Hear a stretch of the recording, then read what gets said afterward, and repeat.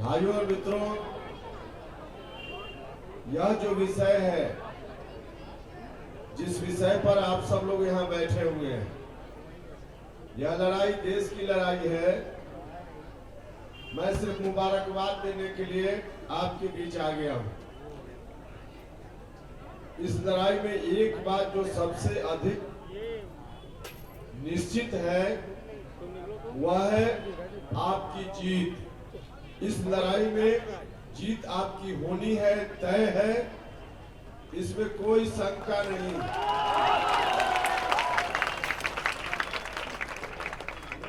जब से यह मामला आया है देश के सामने, तब से हम सब लोग सीएए, एनआरसी, एनपीआर के खिलाफ में लगे हुए हैं।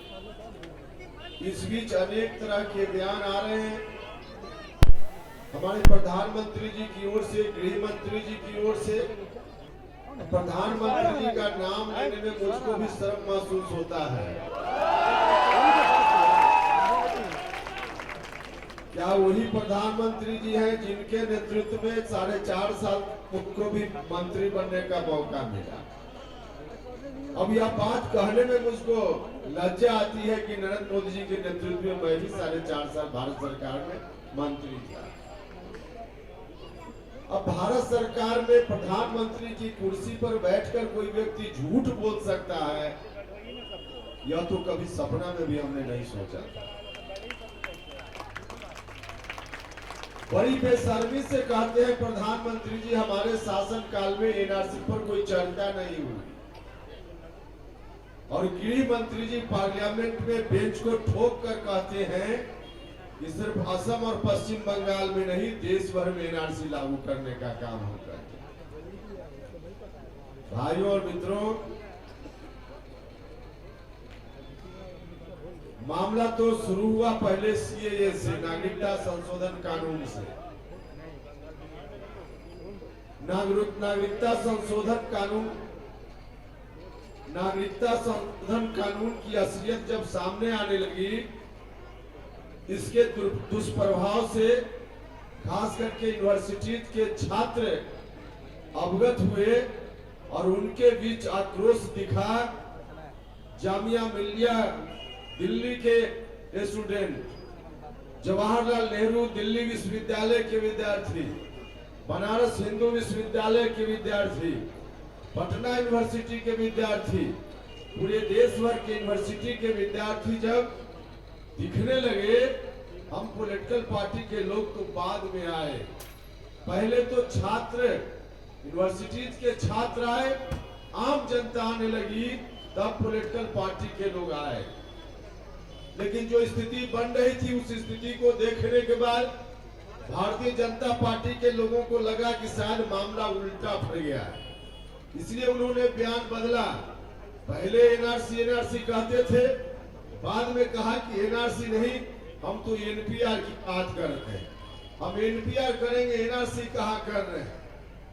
और सीएए के पक्ष में तर्क देते हुए हमारे प्रधानमंत्री जी कहते हैं कि पाकिस्तान में दलितों के साथ बहुत अत्याचार हो रहा है।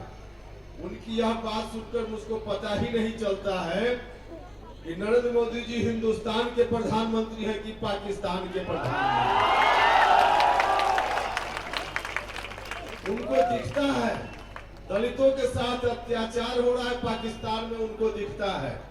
लेकिन आदरणीय प्रधानमंत्री जी, हिंदुस्तान में ही, और यहाँ से बहुत दूर नहीं, बगल का प्रदेश है उड़ीसा।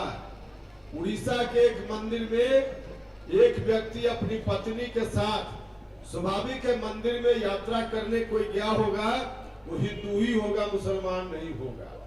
तो मंदिर में एक व्यक्ति अपनी पत्नी के साथ जाता है, उस मंदिर की एक खास जगह पर उसको नहीं जाने दिया जाता है, पहले ही रोक दिया जाता है। उस व्यक्ति का कोई और गुनाह नहीं, वह व्यक्ति दलित है, और कोई ऐरा गहरा इधर उधर का गांव का कोई दलित नहीं है, वह व्यक्ति और कहीं नहीं, हिंदुस्तान का राष्ट्रपति है। अभी पिछले साल की घटना है, राजस्थान में एक दलित परिवार का दूल्हा शादी करने के लिए घोड़ी पर सवार होकर दरवाजा लगाने के लिए जाता है, अगल बगल के दबंग लोग इस बात को बर्दाश्त नहीं करते और उस दूल्हे की पिटाई कर दी जाती है, उसके साथ दुर्व्यवहार होता है। आदरणीय प्रधानमंत्री, यह जो दुर्व्यवहार हो रहा है दलितों के साथ, पाकिस्तान की धरती पर नहीं, हिंदुस्तान की धरती पर हो रहा है।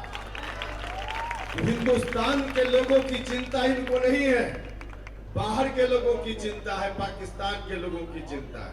हम कहना चाहते हैं नौजवान मित्रों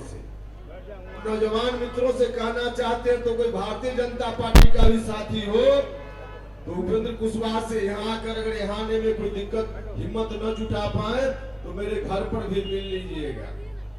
आप मेरी बातों से, हम तो पूरे बिहार घूम रहे हैं, लगभग 20-25 जिला घूम आए हैं, 100 से अधिक जगह हमने सभाएं की है, हर जगह हमने कहा है। और इस मंच से भी हम चुनौती देना चाहते हैं, बीजेपी का कोई साथी हो तो आगे उससे तर्क करे, अपने तर्कों से उपेंद्र कुशवाहा को यदि सहमत कर ले वो अपना झंडा हटाकर हम उसके साथ चलने के लिए तैयार हो जाए। लेकिन झूठ बोलकर बरगलाने का काम करते, उनमें हिम्मत नहीं है, झूठ बोलकर लोगों को बरगलाने का काम करते हैं। यह जो चल रहा है, प्रधानमंत्री जी कह रहे हैं पाकिस्तान से लोगों को लाएंगे, अफगानिस्तान से लोगों को लाएंगे। अरे भैया, हिंदुस्तान में नागरिकता देने के लिए 1955 से है, 1955 से लोग आते रहे और उनको नागरिकता देने का काम होता रहा। क्या जरूरत इस कानून में संशोधन करने की? कानून में संशोधन किया, इस संशोधन का सीधा इनका मतलब है कुछ और लोगों को जिनकी बड़ी संख्या है, जो दूसरे देश के नागरिक है, हिंदुस्तान का नागरिक, उनको बनाना चाहते। मैं कहना चाहता हूं, जो भी बाहर से लोग आएंगे, चाहे पाकिस्तान से आवे चाहे बांग्लादेश से आवे, वहां अगर उनकी समस्या है तो उन समस्याओं का समाधान उनके देश में होना चाहिए। हिंदुस्तान उनकी समस्या का समाधान के लिए नहीं है। और वैसे लोग आएंगे तो हमसे जमीन जायदाद उठाकर नहीं लाएंगे। हिंदुस्तान की धरती पर बसने के लिए उनको जगह भी देनी पड़ेगी, उनके परिवार में उनका बाल बच्चा होगा, उनको नौकरी भी देनी पड़ेगी, रोजी रोटी रोजगार भी देना पड़ेगा। भाई और बहनों, अपने बाल बच्चों को नौकरी और रोजी रोटी देने का उपाय हिंदुस्तान के पास तो है ही नहीं। हम बाहर के लोगों को ला करके रोजी रोटी देने का काम करेंगे। हमारे नौजवानों की हकमारी होगी कि नहीं होगी? और हमारे नौजवानों की हकमारी होगी तो जो लोग भी झूठ बोलकर समाज में नफरत पैदा करना चाहते हैं, उनको मैं कहना चाहता हूं, हकमारी होगी तो सिर्फ मुसलमान नौजवानों की हकमारी नहीं होगी, हिंदू नौजवानों की भी हकमारी बड़े पैमाने पर होगी। तो जो भी इनका रवैया है, बीजेपी के लोग का प्रयास है कि हम समाज को बांट दे, लेकिन इनका जो काम है उससे सिर्फ मुसलमान भाई को चिंता करने की जरूरत नहीं है। हम आपसे कहने आए हैं, इस लड़ाई में जितना जो मुद्दा इन लोगों ने लाया है, इससे जितना नुकसान आपका है उससे कम नुकसान जो गरीब हिंदू परिवार के लोग हैं उनका भी नहीं है। गरीब चाहे किसी जात का हो, किसी धर्म का हो, एनआरसी होगा। अब तो लोग अलग बात है कि बोल रहे हैं कि एनआरसी और एनपीआर अलग अलग है। हम आपसे कहने आए हैं एनआरसी और एनपीआर अलग अलग नहीं है। यह बात आपको पहले भी कही जा चुकी होगी। इनका कागज है, भारत सरकार के गृह मंत्रालय का एनुअल रिपोर्ट है, उस रिपोर्ट में यह बात लिखी गई है एनआरसी के पहले का स्टेप एनपीआर है। लोग कहेंगे कि एनपीआर में हम अभी कोई कागज नहीं मांग रहे, यह बात सही है, एनपीआर में कोई कागज नहीं मांगेंगे, अभी मौखिक पूछेंगे। साथ साथ यह भी कहेंगे, कह रहे हैं लोग कि एनपीआर 2010 से 11 में हुआ था, उस वक्त आप लोगों ने क्यों नहीं विरोध किया था? इसलिए उस वक्त नहीं विरोध किया था, उस वक्त किसी व्यक्ति विशेष के बारे में जानकारी मांगी जाती थी, उतनी जानकारी यदि अभी भी मांगी जाती तो कोई हर्ज नहीं है।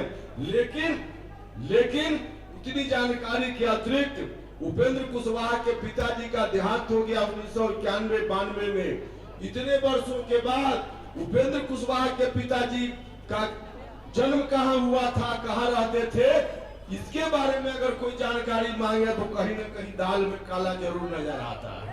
और है सरकार का कहना है कि हम एनपीआर इसलिए करना चाहते हैं कि सरकारी योजना हम उसके आधार पर बनाएंगे।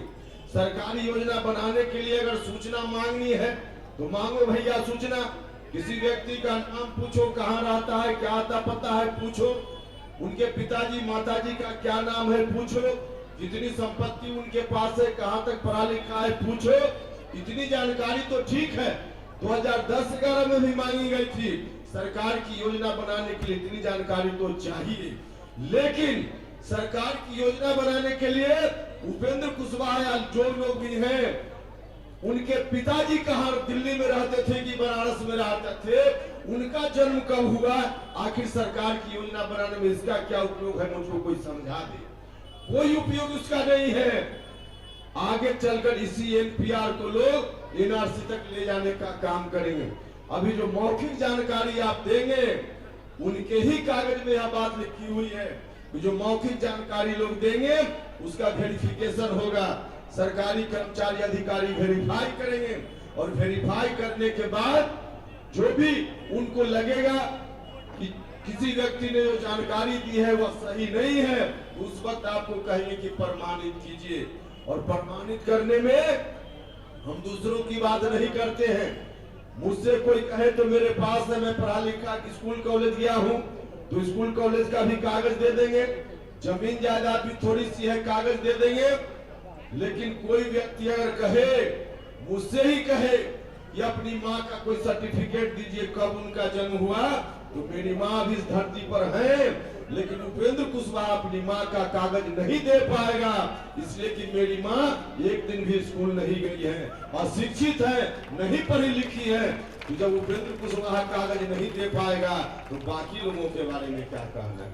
भाइयों और बहनों, मेरे गांव में, खुद मेरे गांव में दलित परिवार के लोग हैं, महादलित परिवार के लोग हैं, और जो दलित परिवार के लोग हैं, रविदास परिवार के लोग हैं, उनमें ऐसे लोगों की संख्या भी है जो किसी तरह से जूता में पॉलिश करके अपना परिवार चलाने का काम करता है, अपना परिवार चलाने का काम करता है। और उनमें ऐसे लोग भी हैं जिनके पास आज भी कोई जमीन जायदाद नहीं है। मेरे बाप दादों ने थोड़ी जमीन दे दी, उस जमीन में बेचारा घर बनाकर आज भी रह रहा है। कल उससे कोई कागज मांगे, कहां से बेचारा गरीब आदमी दे पाएगा, नहीं दे पाएगा। कोई भी आदमी जो गरीब परिवार का है, दलित महादलित अति पिछड़ा परिवार का, यहां तक कि मुसलमान परिवार में भी जो जमींदार लोग होंगे उनको कठिनाई नहीं होगी, उनके पास है कागज दे देंगे। लेकिन गरीब लोग इसी पटना से, बिहार से दिल्ली में जाकर, बंबई में जाकर वहां टायर का पंचर बनाकर अपना परिवार चलाने का काम करता होगा, वह बेचारा कागज कहां से देने का काम करेगा। और ऐसे लोगों की संख्या इस देश में कोई 1000-2000 नहीं है, 35 से 40 करोड़ लोग ऐसे हैं जिनके पास कोई रहने का घर नहीं है, अपनी जमीन नहीं है। कागज कहां से लोग दे पाएंगे, नहीं दे पाएंगे। जो इनकी कोशिश है, इनकी साजिश है, लोग कागज नहीं देंगे तो वोटर लिस्ट से नाम हटा दिया जाएगा। वोटर लिस्ट से नाम हटाने का मतलब है कि सरकार की सब तमाम सुविधाओं से वंचित, वोट डालने के अधिकार से वंचित, हर तरह से समाज से अलग उनको कर दिया जाएगा। तो ये इनकी कोशिश है, इस कोशिश में उनको सफल नहीं होने देने का काम करना है। जो कागज देने की बात मैं कर रहा हूं, इसमें सबसे ज्यादा कोई प्रभावित होगा तो महिलाएं प्रभावित होंगी। महिलाएं शादी करके, चाहे हिंदू परिवार हो या मुसलमान परिवार हो, एक जगह से दूसरी जगह जाती है, दूसरी जगह जाती है। यहाँ से दिल्ली किसी की शादी, दिल्ली से कोई यहाँ महिला आती है, उनका परिवार यहाँ हो जाता है। उनसे कहा जाएगा कि बताइए कहां से आप आए, कागज दीजिए, कहां रहते थे इसके पहले, कागज दीजिए। उसके पास कागज नहीं हो सकता। तो जो महिलाएं हैं उनको साबित करने में कठिनाई होगी, नहीं कर पाएंगी। तो महिलाओं के साथ सबसे ज्यादा परेशानी होगी। किसी जात धर्म का व्यक्ति हो, गरीब के साथ सबसे ज्यादा परेशानी होगी। इसलिए यह मामला हिंदू मुसलमान का कतई नहीं है, हिंदू मुसलमान का नहीं है, गरीब अमीर के बीच का मामला है। इसलिए हम आपसे कहने आए हैं, यह लड़ाई, इस लड़ाई में जीत निश्चित है, निश्चित रूप से हम लोग जीतेंगे। लड़ाई को लड़ना है, मन को कहीं से मलिन करने की जरूरत नहीं है, कहीं से मन को मलिन करने की जरूरत नहीं है भाइयों और बहनों। कागज जब मांगा जाएगा, कागज सिर्फ आप नहीं, उपेंद्र कुशवाहा भी कागज देने का काम नहीं करेगा, हम आपसे बताना चाहते हैं। इसलिए मन को मलिन नहीं करना है, हम सब लोग मिलकर इस लड़ाई को लड़ने का काम करेंगे, सभी लोग मिलकर लड़ेंगे और निश्चित रूप से इस लड़ाई को जीतने का भी काम हम लोग करेंगे। इन्हीं शब्दों के साथ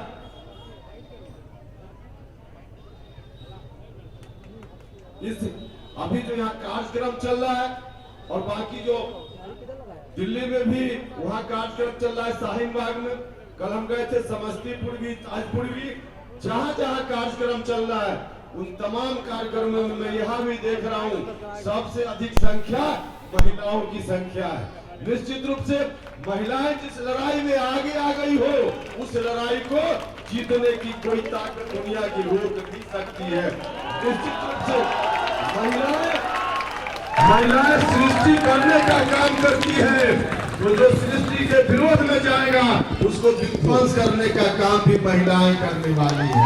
इसलिए आप सब लोगों ने अच्छा काम किया है, अच्छा आंदोलन है, हम सब लोगों का आंदोलन है, सिर्फ आपका आंदोलन नहीं है, हम सभी लोगों का आंदोलन है और इस लड़ाई को निश्चित रूप से हम लोग जीतने का काम करेंगे।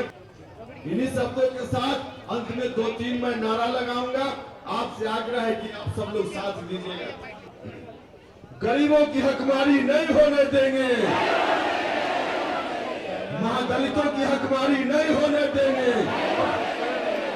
अति पिछड़ों की हकमारी नहीं होने देंगे, अल्पसंख्यकों की हकमारी नहीं होने देंगे, पिछड़ों की हकमारी नहीं होने देंगे, नौजवानों की हकमारी नहीं होने देंगे, सीएए, एनआरसी, एनपीआर नहीं आने देंगे।